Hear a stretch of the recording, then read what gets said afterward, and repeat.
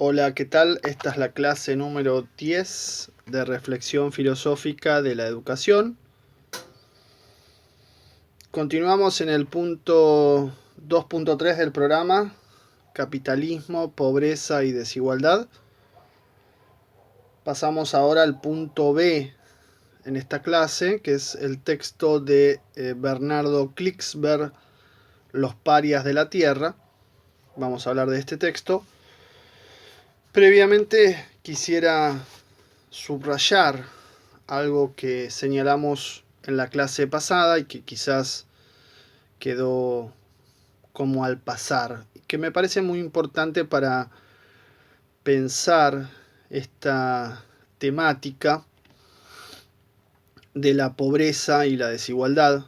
Habíamos insistido bastante en que no es solo una cuestión material, es también una cuestión simbólica. Y había un pasaje del texto de Adela Cortina que a mí me parece muy interesante respecto de la aporofobia, que es esta cuestión de la compasión. Me parece que es algo que, sobre todo la mala compasión, tendríamos que evitar. Cuando hablamos de la pobreza, generalmente hablamos con este tono sensible, ¿no? Nos emociona, nos genera toda una cosa de tratar de contener y que a veces no es con mala intención, pero tiene un riesgo esa mala compasión, a mi entender, que es el problema de subestimar las posibilidades del otro, del pobre en este caso, en el sentido de reducirlo a su condición, mirarlo desde un lugar de tranquilidad, desde un lugar de comodidad, y sentir esta cosa sensible, caritativa a veces también, ¿no? Que busca entregarle algo como para consolar. A mí me parece que esa actitud no es eso lo que tratamos de pensar cuando pensamos la pobreza, no es una cuestión de, ay, sintamos lástima. No, no va por ahí. Claramente no va por ahí. Este es un drama que no es casual, que es una resultante de un sistema que es injusto, y por eso hablamos de desigualdad, de un sistema que busca concentrar, que ofrece muchas más posibilidades a quienes más tienen y muchas menos a quienes menos tienen, y a esos que menos tienen los condena a un desprecio, a la fobia, como veíamos, a la marginalidad. Y eso no es algo para lamentarse, para sentir lástima. No es la cuestión sentir lástima. Es la cuestión ser conscientes que el capitalismo es el origen de este problema. El capitalismo es un sistema injusto que condena a una gran mayoría a la pobreza, mientras al mismo tiempo, en la misma acción y producto del mismo resultado, genera una pequeña minoría, permite que una pequeña minoría viva ya no bien, sino demasiado bien, extremadamente bien, y a costa, esto es importante, a costa de la pobreza. Entonces, no es cuestión de sentir lástima, es cuestión de tratar de entender cómo funciona esto, cómo funciona este sistema injusto, y tratar de entender de dónde viene, cómo se produce y qué podemos hacer, cómo podemos compartir ese dolor, pero sin sentir lástima, porque sentir lástima en los términos del texto anterior era o es, mejor dicho, hacerle perder la dignidad. El pobre no es menos persona, ¿no? Sino que es un condenado producto del sistema. Bien, esto me parece que es muy importante para ver dónde nos posicionamos, dónde estamos parados. En el caso entonces del texto que nos toca hoy, el autor Bernardo Klicksberg es un economista, también doctor en ciencias sociales, es un, es un pensador interesante, ha tenido muchos programas de televisión, en Canal Encuentro, si no me equivoco, tocando estos temas. Ha escrito muchas columnas en Página 12 y de hecho el libro este del que estamos hablando, Los parias de la Tierra, del que vamos a hablar en realidad, es del año 2014 y fue publicado también por Página 12 en una colección de varios libros de Bernardo Klicksberg. Particularmente este me parecía que aborda varios temas que vienen bien para nuestra materia.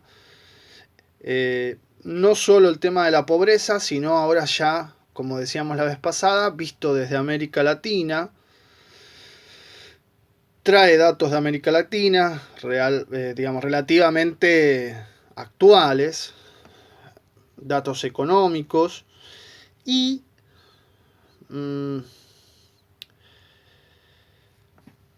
nos permite pensar también el tema de cómo influye en particular este problema de la pobreza en la infancia, por lo menos en los apartados que hemos seleccionado de este libro. El subtítulo, Entre la miseria y la xenofobia, también es para tener en cuenta.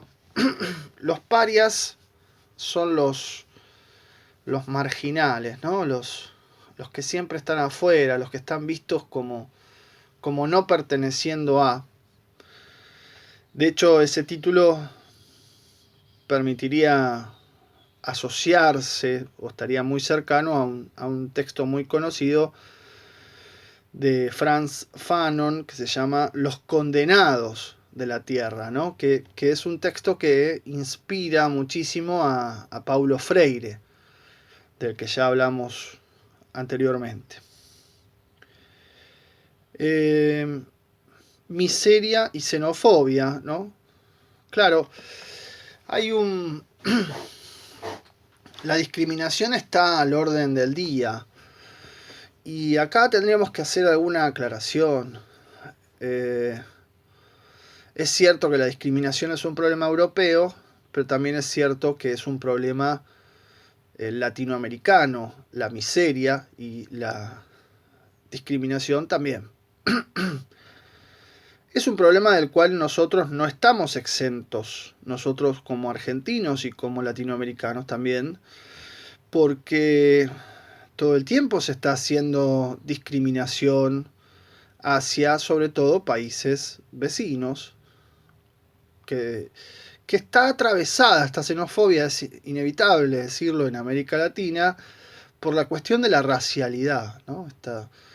Es decir, más blanco, más superior sería la escala, más oscuro, más mestizo, más mulato, más negro, más inferior.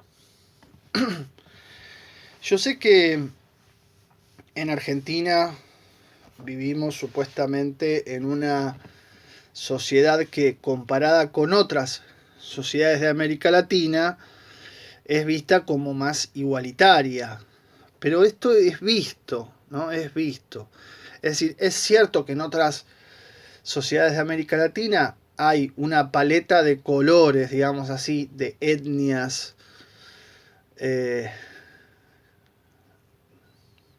más variada que la nuestra. Entonces, en Argentina particularmente hay como más blanquización. Pero lo que no es cierto es que no tenemos nada que ver con eso. Voy a poner solo dos ejemplos históricos para que se vea cómo nosotros también estamos marcados por esta blanquización. El primer ejemplo, podemos pensar 1810. En 1810, la población afrodescendiente en el Río de la Plata es de entre el 20 y el 25%. Hoy es mínima en el total de la población. Y esto porque, bueno, han sido esclavizados, han sido invisibilizados, ¿no? Por más que en algún acto escolar del 25 de mayo algún niño, alguna niña se lo pinta con corcho de negro para hacerlo vender empanadas, no para hacerlo participar del cabildo, por ejemplo. Esto también hay que decirlo, como hay que decir que la piel de San Martín era mucho más oscura y con el tiempo los retratos los fueron blanquizando. Sí, San Martín, el padre de la patria, un mestizo, bien oscurito, bien negrito. Quiero decir esto, bueno, ¿dónde se fueron exterminando? A lo largo del siglo XIX, particularmente con la guerra al Paraguay, muchos fueron enviados y muertos, y finalmente con la fiebre amarilla, que fue una enfermedad letal hacia fines del siglo XIX. ¿Qué fue la guerra del Paraguay? Otro tema interesante de la historia argentina, muy invisibilizado, los libros de historia apenas se lo menciona. La guerra del Paraguay fue una triple alianza entre Argentina, Brasil y Uruguay para destruir al país más próspero, donde mayor progreso y bienestar económico y social se había logrado en América Latina. Paraguay es el primer país que tiene ferrocarril. Bueno, de esa destrucción vino el hecho de que solo se dejaran vivos a mujeres y a niños pequeños.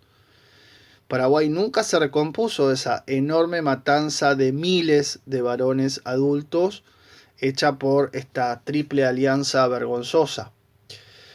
Y nunca se recompuso de la desigualdad y del desastre económico que esa maldita guerra le dejó. Así que para recordar, ¿no? Y así podríamos seguir con muchos otros acontecimientos históricos, recordando cómo de golpe se nos cuela la xenofobia, la discriminación y el racismo. Bien, bueno, dicho todo esto, vamos al texto de Klicksberg. Tenemos dos partes, una que va de la página 59 a la 77 y otra que va de la 155 a la 171. Comenzamos por la primera. Los nuevos parias de la tierra, así se titula este primer apartado, en referencia a quién, a los niños de la calle. Y comienza contando Klicksberg el caso de Lady Tavares, que es una niña de la calle de Medellín, ¿sí?, que protagoniza una película llamada La Vendedora de Rosas. Esta película fue premiada y claro, la situación es que de golpe esos chicos de la calle se hicieron famosos, pero ¿qué pasa? Al poco tiempo la historia termina mal, ¿no? Más allá de cuánto les pagaron cuando se hicieron famosos y qué sé yo, al año de hacerse famosos, cuando ya todo el mundo se olvida de esta situación que además es real, esta niña tuvo que vender rosas de nuevo en la calle, al año nada más, y varios de esos chicos que actuaron en el film, dice Klicksberg, fueron asesinados. Este ejemplo ya de por sí es impactante, ¿no? Habla mucho de la hipocresía de la sociedad, que de golpe le preocupa un tema, se vuelve sensiblera, se consterna, siente lástima, pero que no está dispuesta a tomar medidas que resuelvan la situación de fondo.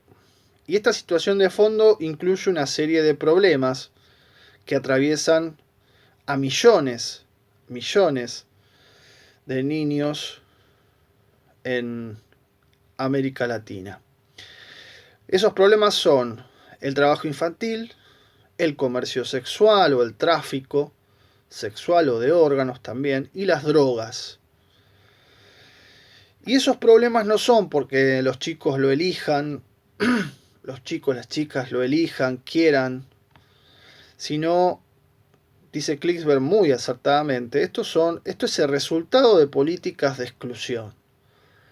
Políticas económicas, políticas sociales, políticas que atraviesan a las familias y políticas que en última instancia, si se quiere, si hay decisión, si hay convicción, se pueden revertir. Son políticas concretas, hay medidas concretas de hecho para resolver este problema a mediano y largo plazo. Pero hay un problema para resolver el problema. La doble moral sobre los niños, ¿no? Esto que llama la doble moral sobre los niños. ¿Qué es esto? Es, por un lado, se considera la infancia como lo más excelso, lo más puro, y todos dicen, ¿sí?, que es la propiedad, que es la prioridad, ¿no?, que es lo más importante. Alguien puede pensar en los niños, cuidemos a los niños. Pero después, en la práctica, hay que matarlos, hay que bajar la imputabilidad, o simplemente no hay que hacer nada porque viven bien, así. Esta es la doble moral. Esta es la doble moral. ¿Qué implica ser niño en América Latina? Bueno, implica, en principio, estar, por lo menos en una gran cantidad, estar desnutrido y estar condenado a la desigualdad. Si llega al sistema educativo, si llega a la escuela, aparece otro problema, la deserción. La deserción escolar es muy fuerte, es muy difícil que termine la escuela. Esto se combina con otros factores, el hambre, las familias desarticuladas, el trabajo infantil. Estas tres cosas aparecen en la vida del niño, uno podría decir, muy temprano. Por lo tanto, miren, la estadística es muy dura, ¿no? 1 de cada 100 pobres llega a terminar la universidad.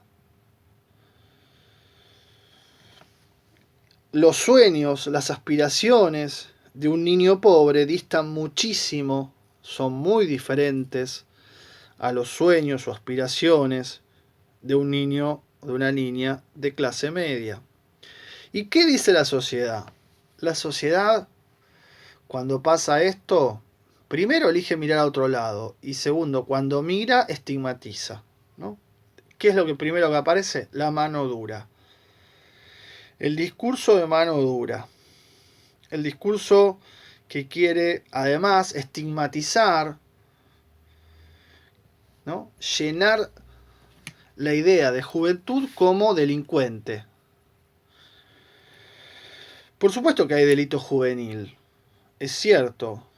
Es raterío generalmente, no es crimen organizado. Es el 10% del total del delito. Y sin embargo, hay una percepción, producto de los medios, producto de esta mirada social, producto de la derecha que agita la mano dura, de querer mostrar el delito como delito juvenil. Ahora, el crimen organizado, que es el delito complejo, que involucra muertes, ahí no están ni los niños ni los jóvenes. Motivos del delito juvenil: desempleo, falta de educación, desarticulación familiar. Realidades que están ahí, que no las queremos ver. Y entonces aparece esta paradoja de la mano dura. ¿Cuál es la paradoja? Cuanto más exclusión, cuanto más marginalidad, cuanto más miseria, más mano dura. ¿Y esa mano dura qué va a hacer? Va a empujar, va a potenciar, va a reproducir y multiplicar el crimen organizado. Este es el problema. O sea que si se quería resolver la inseguridad con mano dura, la mano dura lo que genera, a la larga, es más inseguridad. Dice Klicksberg, frente a esto hay soluciones. Hay soluciones. Es mentira que no se puede resolver, que esto existió siempre. No, eso es una... Otra de las mentiras típicas, de los prejuicios típicos que circulan en los medios. ¿Qué es lo decisivo para estas soluciones? Una política pública sostenida a largo plazo, ¿no? Es decir, la presencia del Estado es clave. Cuando el Estado entra en crisis, no hay respuestas a estos sectores, no hay expectativas de solución a sus dramas concretos y entonces pueden aparecer estas cosas como el delito, resentimiento y demás. Pero también hay que involucrar no solo al Estado, sino a la empresa, a las empresas, claro, que son las que ganan mucha plata. Se necesita para eso entonces un cambio que, dice Clifford, en el fondo es, o sea, en principio es político, en principio es económico, pero en el fondo, en última instancia, es un cambio ético y sobre todo se necesita abandonar esta doble moral y por una vez ser consecuentes, ser coherentes. Bien. El tercer apartado se titula La agenda de los niños. Entonces la pregunta, ¿cómo proteger de verdad a las niñas? Y hay ejemplos como Suecia, Dinamarca, y estas cosas hay que hablar, hay que mostrarlas. ¿Qué tienen estos países nórdicos? ¿No? Bueno, una alta tasa de preescolar, es decir, los niños son escolarizados rápidamente. Hay una educación pública de primer orden, digamos, ¿no? Como era en otra época. Y esto, no con esto entro en una mitomanía. Lo que digo es, la educación pública tiene que ser excelente. Y la educación privada, una excepción. Y para eso estamos nosotros, docentes, queriendo constituir, sostener y mejorar la educación pública. Entonces, una alta tasa de escolarización, largas licencias para padres, para madres, lactancias cuidadas, ¿no? Una fuerte inversión en niños, esto que la asignación universal, esto que tanto se criticó en este país, bueno, eso está en todos los países nórdicos, es fundamental. Lactancias, licencias son algo que siempre estamos peleando, ¿no? Y es difícil lograr conquistar y que se reconozcan esos derechos. Paquete de vacunas, estimulación, bueno, claro, cada vez que viene un Estado con un gobierno, mejor dicho, cada vez que viene un gobierno neoliberal y hace del Estado neoliberal, saca plata en vacunas, descontinúa vacunas, entonces hoy tenemos dengue, por ejemplo, de nuevo. Eso en realidad, bueno, está relacionado no con la vacuna, sino con otras, con fumigación, otro gasto invisible, pero claro, como no se ve, saca gastos así, reduce vacunas, ha reducido vacunas el gobierno anterior. Y entonces, ¿esto qué hace? Y bueno, esto genera más desigualdad y los que menos tienen peor van a estar. Este es el problema. Estados Unidos, por ejemplo, dice Clifford, trabajó mucho con los problemas de obesidad infantil, ¿no? Que tienen mucha comida chatarra, muy mala, mucha publicidad. Entonces hubo programas, proyectos para reducir esa comida chatarra, que no esté en las escuelas, tratar de fomentar una alimentación más sana, etc. Y América Latina tiene un drama que es terrible, que es la desigualdad. Que no es lo mismo, no es la pobreza exactamente, porque América Latina no es un continente pobre. No es un continente pobre, es un continente rico. Solo que su riqueza no se distribuye. Este es el problema. América Latina produce alimentos para 2 o hasta casi 3 veces su población. ¿Y cómo hay hambre? Bueno, es que su producción no termina en América Latina, se va para otro lado. Su riqueza se va afuera. Argentina lo mismo. América Latina es el continente menos poblado, es el continente de mayores recursos naturales. Y se deforesta, se aprovechan esos recursos, se destruye. Claro que sí. Y la riqueza se fue. La riqueza está en los paraísos fiscales, la riqueza está alimentando a otros países o a otras regiones que comen alimento barato. Pero acá vas a pagar los alimentos más caros que si los compraras, por ejemplo, en Europa. Entonces, este panorama es mucho más negativo. En América Latina, datos a 2010, que son los que está tomando Clicksberg, solo el 44% termina a tiempo la primaria, no alcanza conocimientos mínimos, se ha deteriorado, y el gran problema es el trabajo infantil. Trabajo infantil que sigue subsistiendo en regiones rurales, pero también en grandes ciudades, en textil, por ejemplo.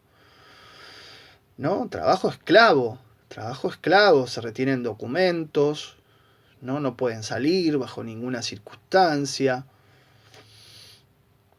Marcas conocidas de ropa que utilizan talleres clandestinos con trabajo infantil en condiciones de esclavitud. Y esto no es un tema, esto es un tema de hoy, no es un tema del siglo pasado. Buah, me enojo. No me da lástima, me enoja. No me da lástima, me enoja. Me enoja porque acá se empiezan a caer los nombres. Acá habría que ponerle nombres a las cosas. Nombres concretos de personas ricas, famosas. Bueno, respiro un poco. Siguiente apartado, 5 coartadas sobre el trabajo infantil. ¿Qué son coartadas? Bueno, coartada es una palabra que nosotros no usamos mucho, que podríamos entenderla como sinónimo de excusa, ¿no? Se usa mucho coartada en las traducciones de las series de televisión policiales, donde alguien, digamos, para zafar de ser digamos, sospechoso de estar en una escena de crimen, dice, bueno, aparece nombra dónde estuvo, con quién estuvo, y entonces eso es una coartada, ¿no? Acá tiene el sinónimo, acá lo podemos pensar directamente como excusa, ¿no? ¿Qué se dice para no admitir? Bueno, y esto, agárrense, esto lo escuchamos todos. En algún momento esto se escucha y esto es terrible, pero es así. Los niños trabajan porque quieren.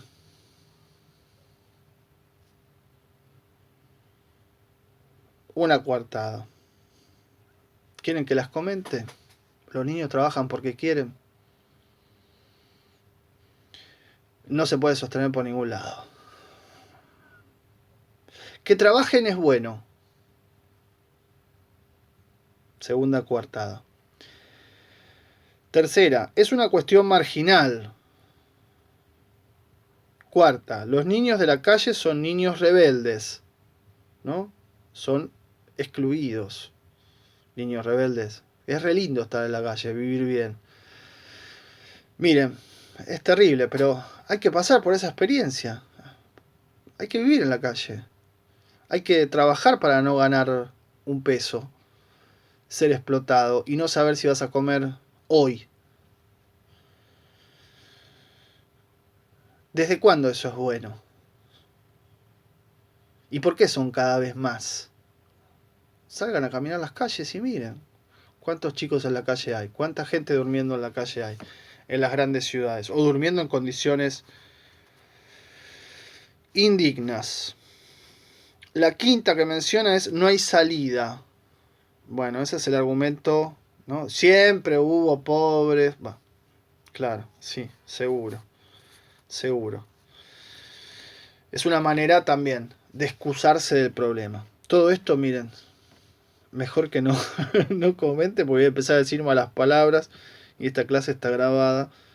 Pero bueno, son cosas que se escuchan. Son cosas que algunas bestias los dicen y algunas bestias más bestias están con micrófono diciéndolo en los medios de comunicación. Entonces, la situación del trabajo infantil, la situación de las niñes en el siglo XXI es un gran problema. dice Klinsberg, viola la ética más elemental. Bueno, y acá el texto lo cortamos porque si no se hacía muy largo.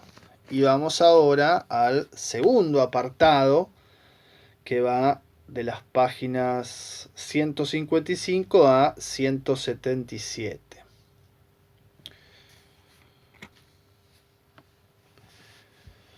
Una reflexión antes de avanzar con este punto, que es muy parecido, ¿no? Mitos sobre la pobreza. Como veíamos con el texto de Adela Cortina, los mitos, como las coartadas recién, que hablamos recién, funcionan en la medida en que no se argumentan, ¿no? No se suelen llevar a comprobación o a argumentación. Es decir, funcionan como ideas que se aceptan fanáticamente y sin mayor razonamiento. Una expresión que se nos pasó en la primera parte, pero que es importante, niños de la calle, ¿no? Niños de la calle. Es una expresión terrible. ¿Qué quiere decir? Que el asfalto engendra y hace brotar, como si brotara la humedad, brotaran niñes. La calle se embaraza para cobrar un plan y engendrar un hijo.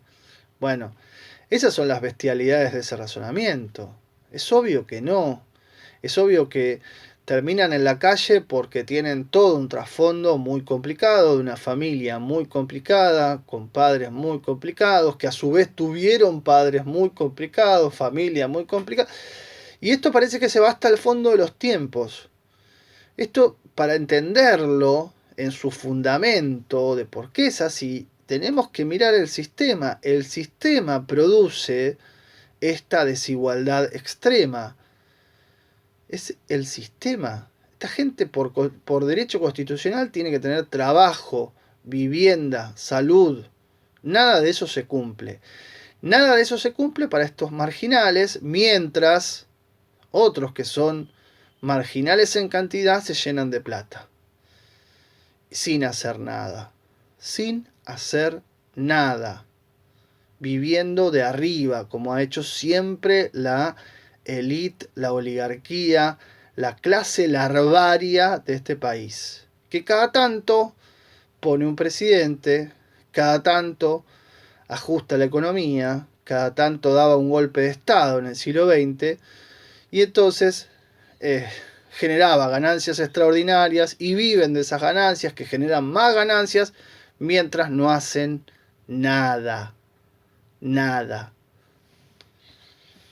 Entonces, esa postal, ¿no?, de los countries, que son los más enojados con la cuarentena, justamente, qué curioso. Esa postal de los ricos viviendo del servicio, de la explotación, de no hacer nada y que todos se lo hagan, y al lado el barrio pobre, ¿no?, al lado la extrema pobreza, las cuatro chapas, o la casita de material hecha con lo que se pudo, es un fenómeno completo, donde lo que pasa en un lugar tiene directa relación con lo que pasa en el otro lugar. Lo que nos permite el country con el barrio de emergencia al lado es ver en un solo espacio, por decirlo así, pero con un muro, ¿no?, una postal que es de toda la sociedad. Bien. Mitos sobre la pobreza. Positivo o negativo, ¿no? Argentina tiene como positivo una democracia consolidada, una gran defensa de los derechos humanos, una gran trayectoria, ¿no?, en la defensa de los derechos humanos, bases productivas, políticas sociales, pujanza cultural. Bueno, una sociedad civil con articulación, participativa, madura en algunos puntos. Bien, bueno, comparado con otras. Pero tiene temas pendientes. Y estos temas son tres: pobreza, desigualdad y la reintegración ética-economía. Veamos el primero, pobreza. ¿Dónde viene el trasfondo de pobreza estructural que hoy nos duele muchísimo? Bueno, empieza con el neoliberalismo. Ese neoliberalismo es muy fuerte en los años 90, pero comienza en realidad con la última dictadura militar. Si uno mira la distribución de la riqueza en el año 1973, es de 50-50, 50-50. 50 para los empleadores, los burgueses, los ricos, y 50 para los trabajadores, clase media, clase baja. Nunca más se dio semejante paridad en distribución de la riqueza. Siempre fue para peor. Es decir, ¿qué quiere decir peor? Los ricos ganan más, los pobres ganan menos. Hoy se puede medir el 10% más rico gana 27 veces más que el 10% más pobre. Y eso se extrema con gobiernos neoliberales, o sea, con la primera dictadura, Martínez de Oz, ministro de Economía, con el menemismo continuado, primera, segunda presidencia más de la Rúa, gobierno radical, con, por supuesto, el último gobierno radical pro, también neoliberal.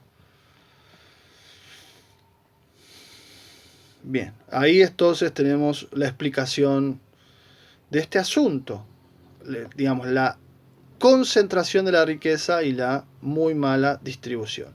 Pero ¿qué es lo que hace la clase alta y la clase media repite sin pensar? Bueno, se generan mitos. Por ejemplo, que la pobreza es una fatalidad inevitable, que hubo siempre y en todos lados. Testeamos eso, es falso. No es una fatalidad, no es inevitable, no hubo siempre, no está en todos lados. Otro mito, los responsables son los pobres. ¿Qué pasa? Y bueno, porque ellos quieren vivir así, no se esfuerzan, no tienen talento. Bueno, todo eso es falso, de toda falsedad. Está comprobado a números del siglo XXI avanzados ya. Joseph Stiglitz, Premio Nobel de Economía, lo muestra claramente. De 10 niñes que nacen en un hogar rico, se esfuercen, no se esfuercen, hagan lo que hagan, 9 terminan ricos y solo 1 termina pobre. Y al revés, de 10 niñes que nacen en un hogar pobre, se esfuercen, no se esfuercen, se formen, no se hagan lo que hagan, 9 terminan pobres, una puede salir de la pobreza. Entonces, la verdad, achacarle a los pobres es como se suele hacerse siempre, ¿no? La víctima tiene la culpa de ser víctima, ¿no? Ella lo provocó. ¿Cómo ella lo provocó? ¿No? Y la verdad lo que no se ve ahí es qué es lo que va a pasar por el resto de la vida, qué consecuencias profundas tiene el resto de la vida. Otro mito es dar pescado no, asistir no, hay que enseñar a pescar. ¿Qué dice Klinsmann? Bueno, no es una oposición, ¿no? Cuando es urgente, cuando es inmediato, hay que resolver el problema inmediato. Hay hambre, hay que erradicar el hambre. Eso no se puede esperar a saber pescar para paliar el hambre. Hay que asistir a corto plazo y pensar en el mediano y largo plazo. Agrego yo a este punto, ojo, porque esta idea de enseñar a pescar también es un problema. Enseñar a pescar significa que todos vamos a pescar, o sea que los peces se van a acabar más rápido y hay que estar dispuesto, yo que me como 5 peces, 5 pescados por semana, a conseguir 1. ¿Estamos dispuestos a esa distribución? Ahí es donde está el punto. Hay que hacer esa distribución. No puede haber uno que se lleve 5 pescados y otro nada. Quiero decir, ¿no? Entonces, este es el gran problema. Los ricos no quieren distribuir. porque piensan que tienen absoluto derecho sobre su riqueza, que ellos se lo merecen, que ellos tienen mérito para tenerlo, y que los otros no. Los otros son ladrones que le van a venir a sacar sus cosas, le van a venir a ensuciar el country, a ocupar la casa, ese tipo de fantasías y de mitos, que lo que hacen es poner en tensión un problema que es la distribución. La riqueza está, sí, claro, está. El tema es la distribución. No se distribuye. Y ustedes van a decir, pero yo tengo poco y nada. Y sí, claro. Sí, todos tenemos poco y nada. ¿Y por qué nos ponemos a defender a los que más tienen? Si nosotros acá agarraríamos 50 familias que tienen pero millones y miles de millones, y a esas familias le exigiríamos que su ganancia fuera distribuida a vos, a mí, no nos tocaría este problema. Es más, tendríamos que recibir en esa distribución. Pero ¿qué pasa? Como los ricos te hacen creer que a vos te van a sacar también, entonces vos te asustás y decís, no distribuyamos nada. Esa es la trampa de este mito. Bien, ¿y yo qué tengo que ver? ¿No? Es el otro punto. El individualismo absoluto, los 90, claro, coherente con el estado mínimo, coherente con la idea en la vida hay ganadores y perdedores, a uno les va bien, a otros les va mal y cada uno tiene la culpa de su situación, y obviamente generar insensibilidad frente a la pobreza y terminar viendo la pobreza, claro, como un fenómeno más, ¿no? Como parte del paisaje urbano. Sí, están las calles, uno va por la calle y está ahí típico de Paseo Colón, la avenida Paseo Colón en Capital, bueno, claro, está el pórtico y ahí hay pobreza siempre, sí, como parte de las columnas o del pórtico o de lo que sea. Segundo punto, desigualdad. Bueno, desigualdad es el tema, ¿no? Dice Klicksberg. Este es un continente muy desigual, lo hemos dicho. Tiene muchísima riqueza, pero no se distribuye. Entonces no es el continente más pobre, sino el más desigual. Y esto ha crecido mucho, también como decíamos, esta pobreza, esta desigualdad, la brecha entre ricos y pobres, a fines del siglo XX con los gobiernos neoliberales.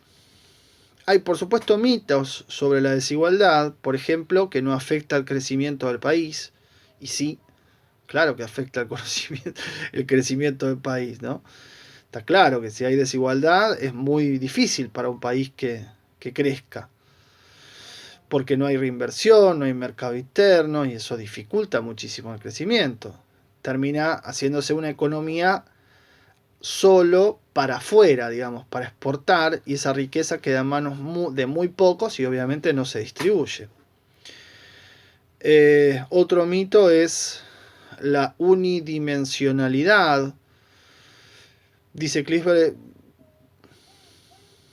no es solo un problema de distribución del ingreso, también es un problema que afecta a la tierra, a los bienes de capital, al crédito, ¿no? Y acá se generan los círculos perversos, que lo que hacen en definitiva es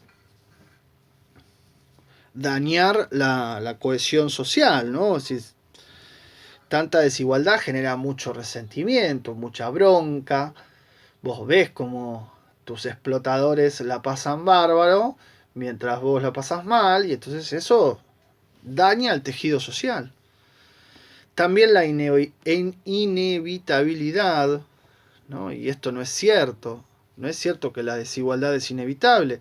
Es el resultado de decisiones políticas. De un gobierno como el anterior que llegó y bajó impuestos a los ricos. Y les permitió blanquear plata sucia.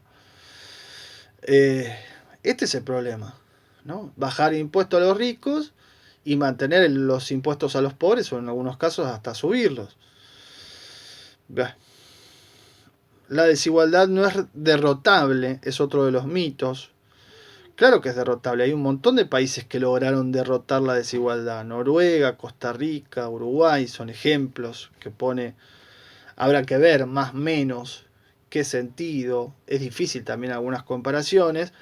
Pero lo cierto es que no es una quimera, no es algo imposible. Es algo que no se quiere y es algo que no conviene porque no le conviene a una pequeña minoría. Este es el problema. Tercer punto, ética y economía. Bueno, esto es fundamental. Las políticas neoliberales tienen un trasfondo ideológico muy fuerte, dice Klicksberg. Piensan que la economía la tienen que manejar tecnócratas y que acá la ética no juega ningún valor. No juega ningún papel, no tiene ningún valor. Esto es una barbaridad. El problema es que se vuelve la guerra, pero ni la guerra. Todo vale, ¿no? Es decir, el pez más chico va a sufrir frente al pez más grande y los fuertes van a ser cada vez más fuertes, aprovechándose de los débiles, la corrupción se expande y generalmente trae esta visión económica sin ética una visión muy sesgada del ser humano, de esto hemos hablado también, como aquel que solo busca su beneficio económico.